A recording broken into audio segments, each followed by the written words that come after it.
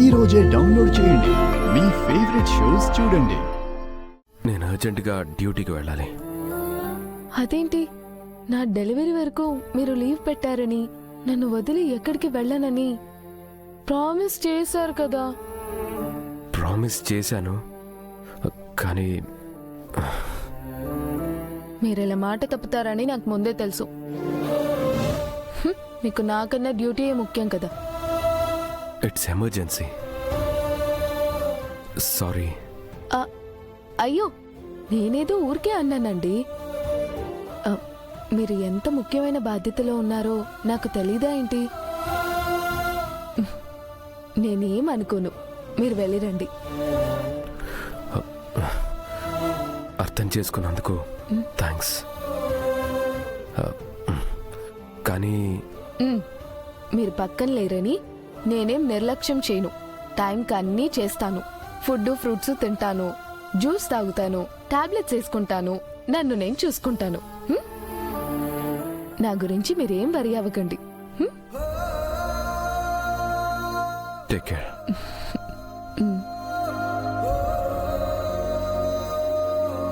అమ్మో, అంజు, చెప్పండి డాడ్. నేను బయటికి వెళ్తున్నాను. మీరిద్దరూ మిస్ అమ్మ పక్కనే ఉండి తనని జాగ్రత్తగా చూసుకోండి. అలాగే డాడ్.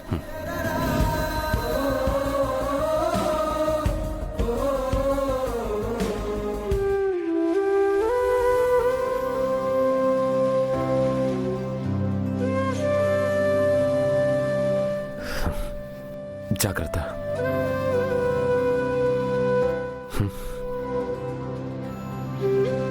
జాగ్రత్త.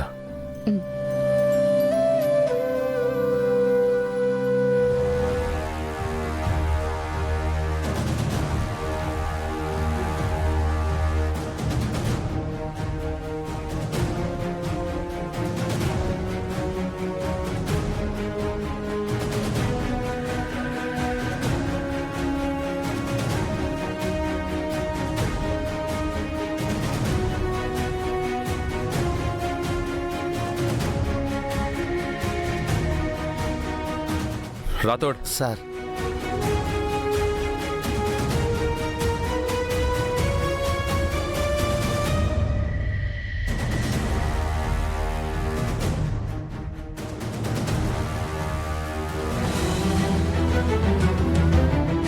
ఏంటి మనోహరి, చాలా రోజుల తర్వాత అమరేంద్ర యూనిఫామ్ వేసుకుని ఎక్కడికో వెళ్తున్నాడు?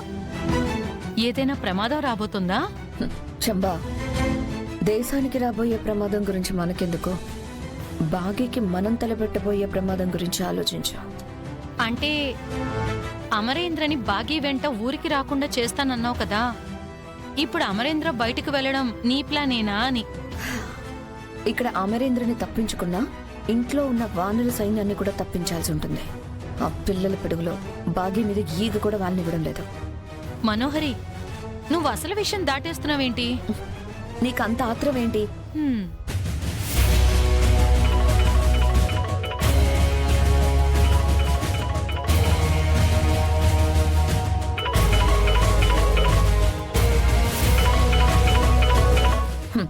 నీలాగే ఈ రణ్వీర్కి కూడా ఆత్రం ఎక్కువ.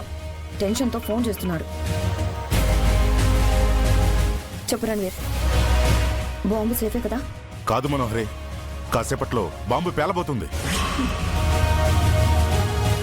ఇంట్లో ఉన్న బాంబు ఎలా పేలుతుంది? ఇంట్లో ఉన్న బాంబు కాదు, అణు బాంబు పేలబోతుంది.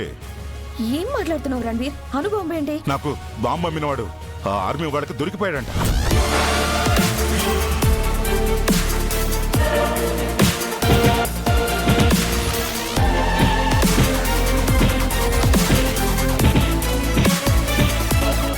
ఎవరు తెలియదు తక్కువ దద్దమ్మా. వాడి పేరు నాకు తెలీదు. నీ పేరు వాడికి ఏమైనా చెప్పావా? లేదు, నా గురించి కూడా వాడికి ఏం తెలీదు. మరి ఇంకెందుకు టెన్షన్ పడుతున్నావు? ఆ బాంబు సెల్లర్ ఆర్మీ చేతులకు వెళ్ళాడంటే అమరేంద్ర వస్తాడు కదా. ఎందుకు రాడు? ఆల్రెడీ యూనిఫామ్ వేసుకొని రంగంలోకి దిగిపోయాడు కూడా. అంత తాపికి ఎలా చెప్తున్నా మనోహరి? ఇక్కడ నాకు మెంటలెక్కిపోతుంది. అది అర్థమవుతుందిలే. అమరేంద్ర వాడిని పట్టుకుని ఇన్వెస్టిగేషన్ స్టార్ట్ చేశారంటే నేను నేను దొరికిపోతే ఖాయం. నా మీద అణుబాంబులా విరుచుకు పెడతాడు. ప్లీజ్ ఏదో చేయి మనోహరి, ప్లీజ్. టెన్షన్ అవ్వకు రణ్వీర్. నీకు బాంబు అమ్మిన వాడికి నీ గురించి తెలియదు కదా. అమర్ నీ దాకా రాలేడు. అమరేంద్ర గురించి తెలిసే నువ్వు ఈ మాట అంటున్నావా? తను తీగను పట్టుకుని డొంకంత లాగే రకం. చిన్న క్లూ దొరికినా నా ముందొచ్చి నిలబడతాడు. నాకు భయంగా ఉంది మనోహరి. ఈ బాంబుని ఎలాగైనా వదిలించుకోవాలి.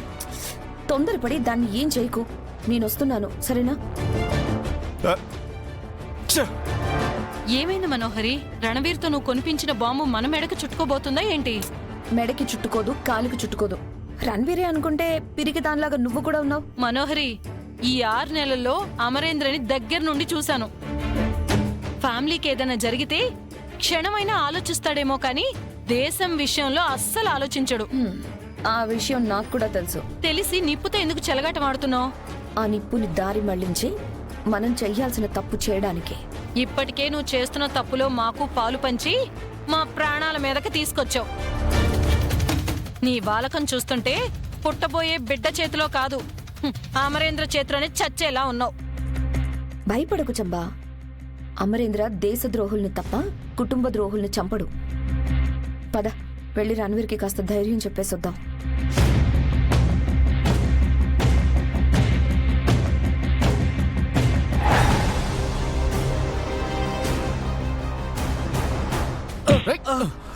Please sir. చెప్పరా, చెప్పు చెప్పు ప్లీజ్ సార్.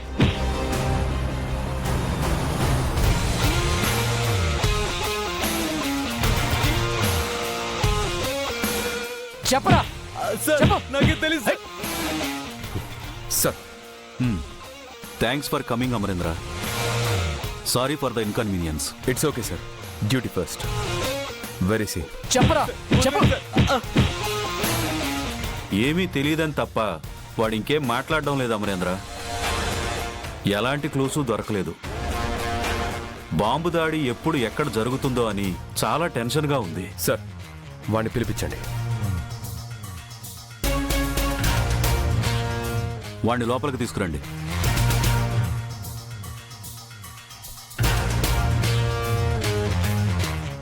చెప్పు, పదరా. ఏయ్.